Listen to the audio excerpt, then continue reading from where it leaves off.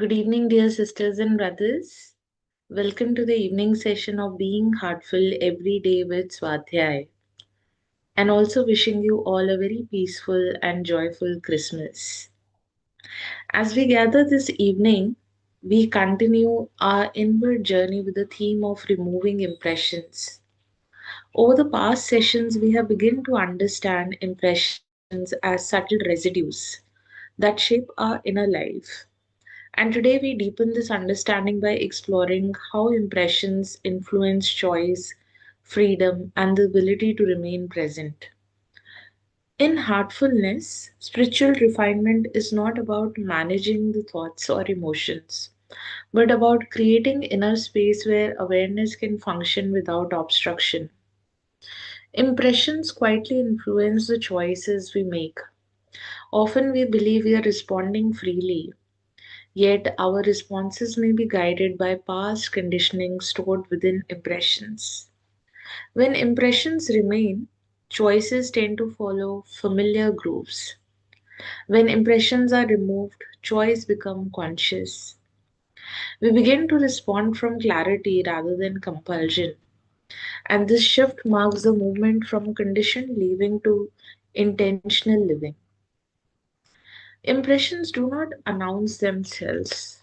They operate silently, shaping preferences, reactions, and expectations. This is why certain situations evoke strong responses, even when the present moment does not warrant them. Without awareness, the past continues to speak through the present. Removing impressions allows the present moment to stand on its own, free from the echoes of previous experiences. Cleaning restores neutrality within consciousness. Being neutral does not mean indifference, it means freedom from inner bias. As impressions dissolve through cleaning, perception becomes clearer, and situations are seen as they are, not as the mind expects them to be. This state of being neutral creates stability, emotional balance, and inner confidence. The inner maturity arises when reactions no longer dictate behavior, and as impressions lessen, patience deepens, and responses slow down, and understanding replaces impulsiveness. This maturity is not learned, it emerges naturally when the heart is no longer burdened by residual impressions. In heartfulness, progress is measured by increasing simplicity. Removing impressions allows consciousness to return to its natural rhythm, quiet, steady, and receptive. Cleaning is a daily renewal, ensuring that yesterday's impressions do not cloud today's awareness. Dear sisters and brothers, if someone you know feels repeatedly triggered by similar situations or finds it difficult to move beyond old patterns, then this theme may support them deeply. Gently introducing them to heartfulness master classes or the BHED sessions can help them experience freedom from within. And such sharing is an act of silent service. You'll find the additional reading material and videos of Revered Daji on this theme, which are available on the Heartfulness app. And you can explore this additional material, which is available for all of us to deepen our understanding on the theme of this week. We will resume our reading from the Heartfulness Way, Book 2, from the chapter titled Removing Impressions. We have completed one reading of this chapter, but we will revisit it again because repetition helps us to deepen our understanding. So, we are going to resume from page number 23. And as the text is not going to be displayed on the screen, so you can please keep your copy with you and you can read along. Daji, can you speak more about impressions? I feel you have a lot more to say about them. How do they form? They form when our mind is active and when we are awake. Active thought creates whirlpools of energy in the field of consciousness, known in yoga as vrittis. They are very much like waves and currents in an ocean. When the movement of these thoughts is simple and uncolored, it does not disturb us. For example, a relaxed, normal meeting with a work colleague may not create any disturbance in you, but if that person starts abusing you or taking advantage of you, what happens? You react and feel disturbed inside. That whirlpool of energy in your subtle body develops an emotional charge, leaving an impression that settles in the subconscious mind unless it is removed.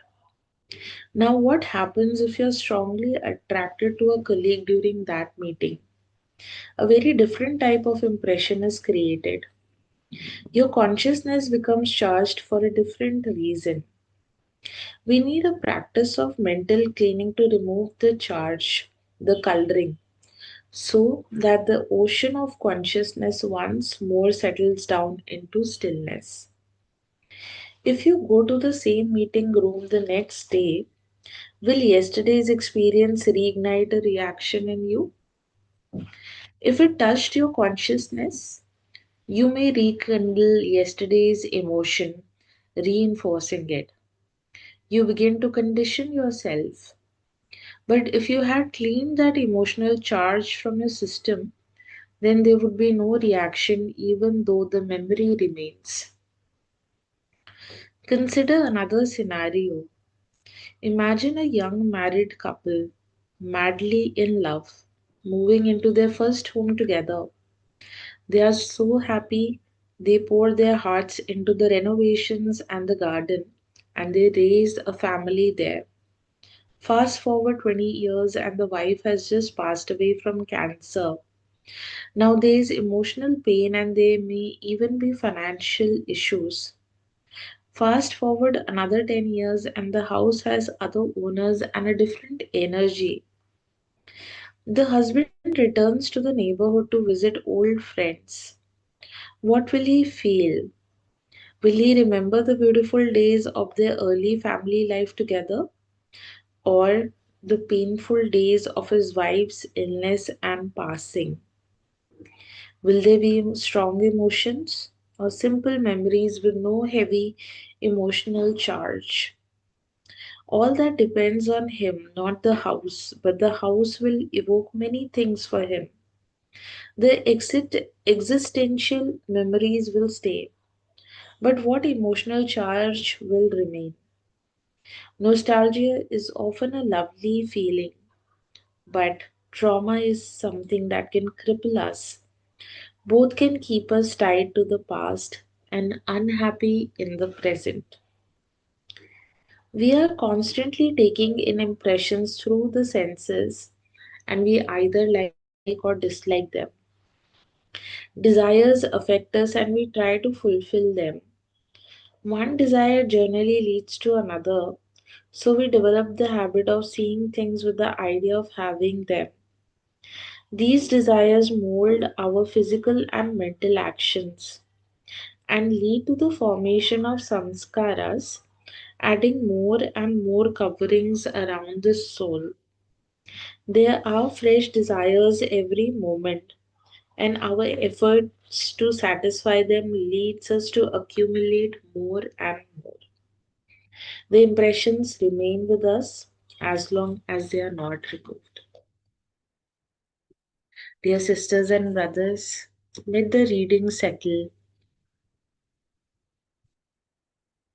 and we will now turn our attention inward to offer the universal prayer together. All brothers and sisters are being filled with love and devotion, and real faith is growing stronger in them. सभी भाई बहन प्रेम और भक्ति से भर रहे हैं और उनमें सच्ची श्रद्धा दृढ़ होती जा रही है।